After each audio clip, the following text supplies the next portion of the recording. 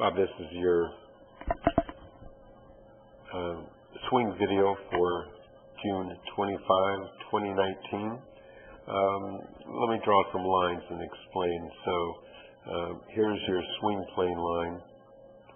It's set up by the shaft angle at address, and your actual swing plane is along any line parallel to these yellow lines. And the reason it's important to keep the shaft on the parallel to these yellow lines is to hit the ball, you have to come down right to that yellow line directly on plane. So any movement you make off the swing plane, you need compensating movements to get back on. So also we draw a back wall or a butt board, and we want to check your hand path. We want to check the now famous head movement. Okay, so just at address, as we said during our discussion, is that chin looks to be a little bit buried on your chest, and that's going to impede your shoulder rotation. It also looks, double checking this, it also looks like the center of gravity is somewhere. What I'm trying to spit out is it looks to me like the weight is more towards your toes. This is your center of gravity. It's out here. See how half your body is kind of tipped over? See his center of gravity, because he's got his butt out. If you drop a vertical, his butt's outside his heels. Yours is, at your heels. His center of gravity is probably along in here, which is, about the balls of your feet. Or midsole, something like that. So it looks like you're kind of tipped over. So I'd straighten up the posture just a bit. Hands are hanging nicely under your shoulders. That looks good. So the first move, as we discussed, was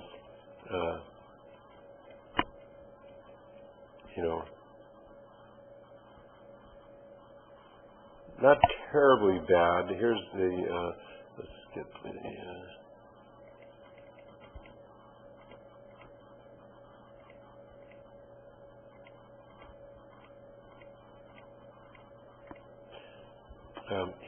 here's the shaft.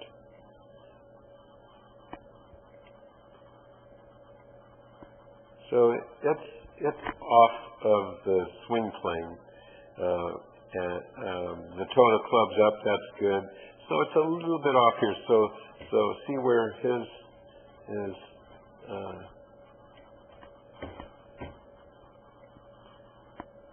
The takeaway, it should be right here. See, with the toe up.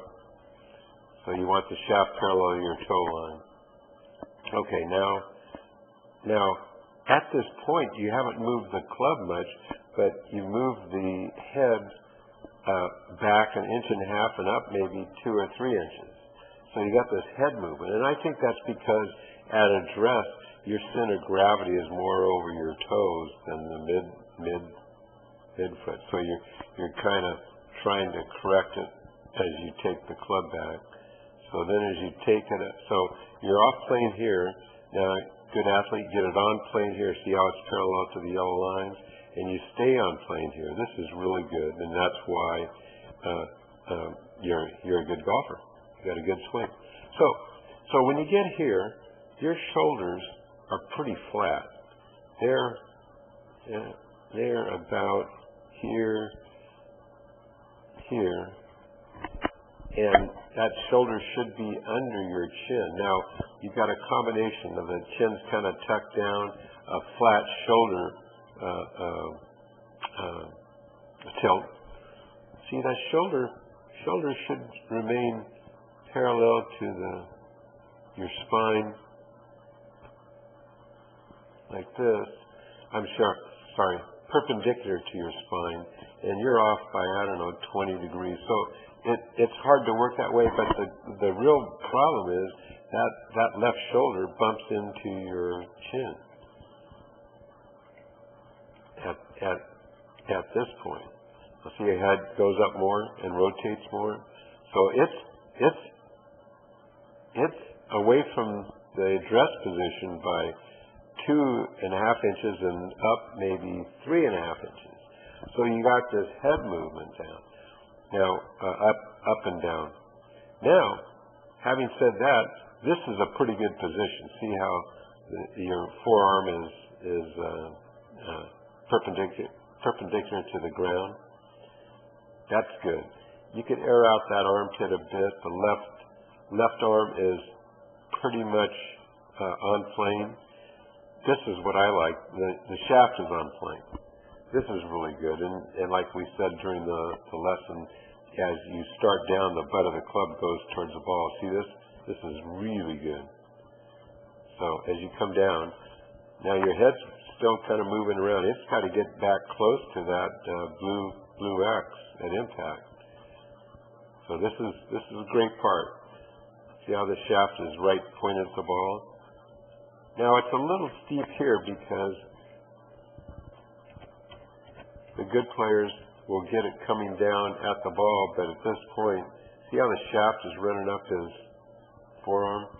Yours is like this. So this, even though it appears to be on plane, will be a little bit steep. And remember, you got this blur outside your hands.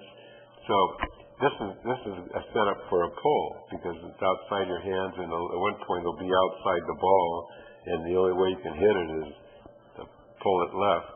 Then what happens is your body figures out I'm pulling it left. You leave the club face open. You kind of slice it back to the fairway. So as you hit, the head has gone back to the same height, but it's still 2 or 3 inches in. Okay, so there's a bunch of head movement. It never quite got back here, so you got a good chance of hitting this thing off the toe. The shaft at this point is close enough to the swing plane to not cause any problems. But you know what's happened is you're flat-footed. We'll show you. This is the biggest power leak at this point. See how you got that right heel on the ground at impact, past impact, and your butt's coming a little bit away from the back wall. But main thing, you got an anchor here, that right heel. Watch when he comes down. He gets his hands about here. Now watch his right heel. He's actually rolling his foot over, and when you roll the foot over, that gets the knee going towards the target, gets the left cheek back, and so you get in this position. See how he's pushing off that right foot? So he rolls it, then he gets to his toe, and after impact, it's a full release, and he shows the sole of the club to the fans behind him. You come here, this is a major power outage. As you're coming through here, there's no lower body push, and you got actually an anchor here. And the great thing is you keep your eye on the ball till that shoulder hits the chin, and then you just kind of pull it around. The good guys actually, when they come down, is not a point to worry about it, but when they come down, they have a bigger shoulder tilt. See that shoulder tilt he has?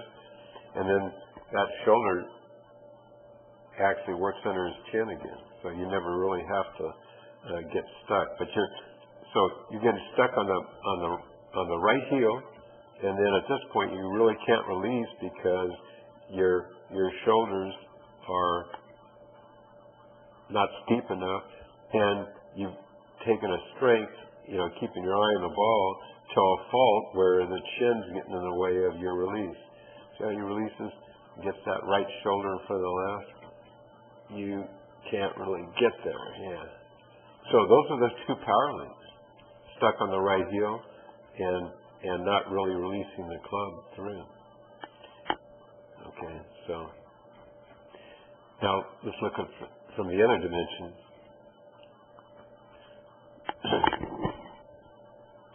This will show you some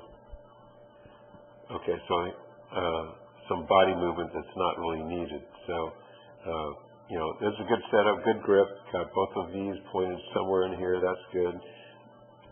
So then you start by, it's kind of like a Curtis Strange. You start with the head moving back. Then you get outside of the box here. You get the weight over here on the outside of the right foot. Having said that, this is really good through here. Stiff left arm. You've got a preset here. That's really good. And then you get the shoulder clearly behind the ball. But see how it bumps into the chin? That shoulder, the head's moving back, then the shoulder bumps in. It's moving it further. Here, look at this. Further and up. If you get that shoulder under the chin, you're going to have an easier time getting that left shoulder behind the ball. Okay. So you're kind of out of the box here. This is really good. That left knee is caved in, pointing behind the ball. That's really good. So when you start down, you're just starting with the upper body. You're kind of heaving. There's a slight shift here. But it's essentially on that red line where the club is parallel to the ground there. Left hip's in the way, so it's kind of a reset, recoil set here. And then this is where your head's down. Once the ball disappears from your sight, then you can release your head. But see, you keep your head here, and this kind of gets jammed up in here. So that's the second power leak. Let's look at what this guy does.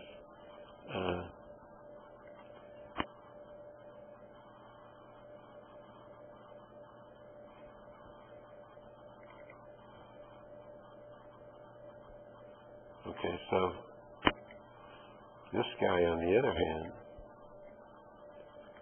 takes it to the top. You and I can't get there, but we can get here. Right here. We can get here. So that position looks pretty good. Let me draw a better line here.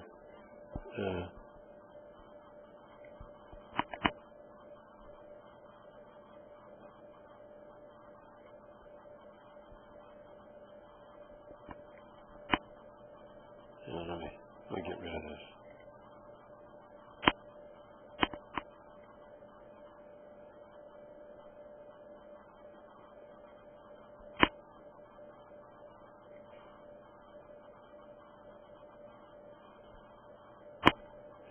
Okay, so now watch this push-off. So his hands are chest high. Look, his knee, and you can see his right foot is rolling. Oops. His right foot's rolling. And not only is it rolling, then it goes to his toe, and he gets to this position. So he gets away from this. All the time his head stays behind the ball. It's a weird angle. It shows the ball is kind of off towards his back, but it's not. It's right off here. So don't be fooled. His shoulder's behind the ball and his head stays there. So as he starts down, he pushes off that right instep. Now his belt buckle is by the ball. His head isn't. And then he fires through here. Now, see, you never get to this spot.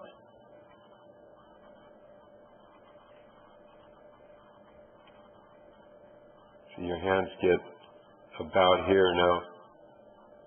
Now you've reset this thing quickly.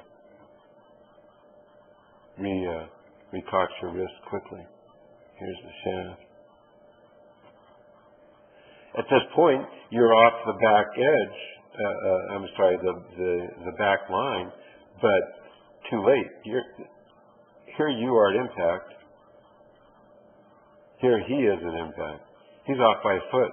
His knee's off by a foot. Yours is off by an inch to 2 inches. So that's the major leap. But if you just look at the head movement and all here, see the head goes way back and it goes forward. So this is kind of a linear swing as opposed to rotational. See the head goes, well, it starts T formed by your nose. So it goes off immediately, then it goes up, and it comes down, goes by the ball, which is a problem, see? And then when the chin hits, it's like that. So this